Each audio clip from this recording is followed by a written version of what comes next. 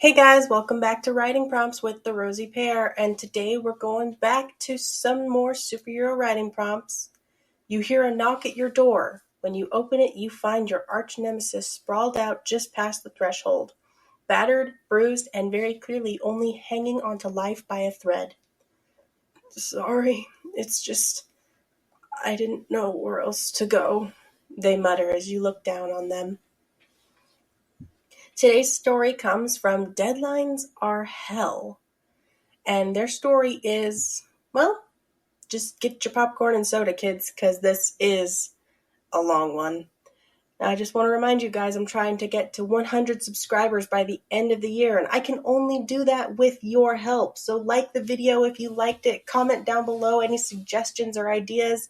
Make sure you share the video around and subscribe, and we'll see what happens at the end of the year. I'm going to probably do a live stream on the 31st of December so that we can not only sit and watch the new year roll around together, but we can see if we can get to 100 by midnight. If we get to 100 by midnight, who knows what'll happen. If not, we'll just keep playing. Oh well, it happens, we tried. But let's get started. Sorry, it's just, I didn't know where else to go. I grunted and leaned against the doorframe. Of all the people who could have knocked on my door, it had to be Darius Flitch. Despite myself, I winced at the sight of his injuries. You look like something chewed you up and shat you in front of my house. I hated my guts for feeling sorry for the man who once stabbed me in the back. The bastard deserved no pity from me, and yet I reached for the lapel of his coat, turned around, and started dragging him inside.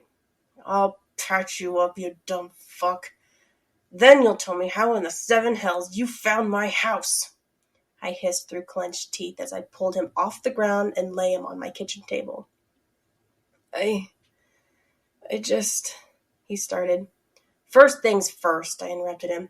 I need to stop the blood from pouring out of you like you're a living and breathing fountain statue pissing endlessly. Darius likely didn't hear any of my numerous insults towards him during the long hours past patching him up. He lost consciousness early on, and my incessant chatter was more for my own benefit than anything else. The sun was starting to fill the room when I moved to the sink to wash off the blood from my hands. I didn't mean for things to turn out this way for you, old friend. I dropped the blood-soaked sponge, my hands suddenly useless. Surely he didn't have the nerve to call me old friend. I must be tired beyond belief. I thought the takeover would go smoothly, you know?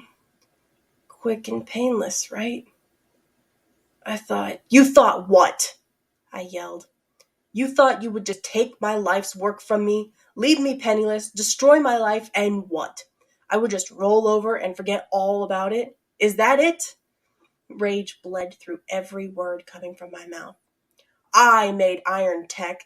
I designed every prototype, everything this company ever made. It was because of me. Don't you dare act like you didn't know. Darius coughed up blood and grimaced at the pain in his chest. I didn't know things would go this far. I tried to reason with the board at Solaris, but they kept saying you would fight back if they gave you the opportunity. So they took everything. Your company, your house, your family. Harry, I never imagined they would go this far. I can be an ass, but murder is not my style, and you know it. I dropped to my knees, trembling hands fumbling at the pocket of my shirt. Numb fingers desperately trying to grab onto a cigarette to calm my nerves. When I finally grabbed a hold of one, I stuck it between my trembling lips and lit it with a match. My shaking hands had me starting over several times, but I finally got my reward as the thick smoke filled my lungs. They got me too, Harry. I knew too much. My son, Harry, oh God, my son. He coughed again. I always knew where you lived. I never lost track of you, but I never told them. I never told them, Harry.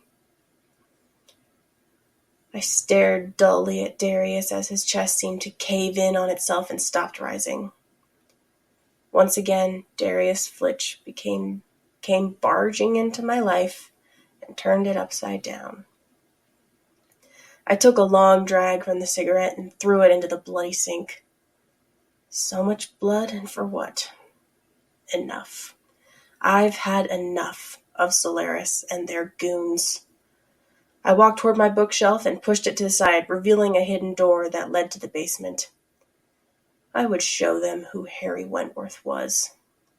Enough hiding. This was war. That was extremely heavy, dude.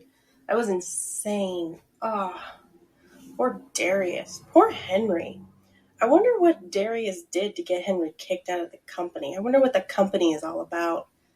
It's just, the stories like this make you think things, make you feel things, make you wonder who, why, and how. And those aren't bad things to think of when you're listening to stories or reading books or anything.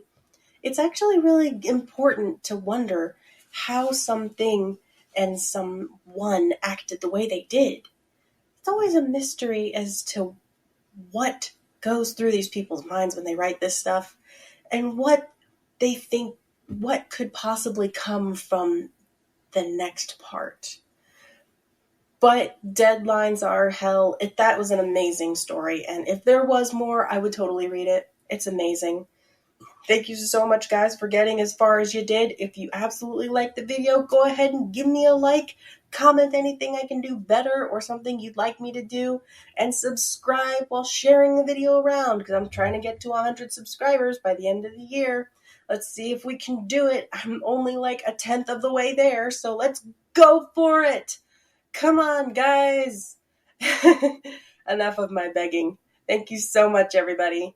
Bye.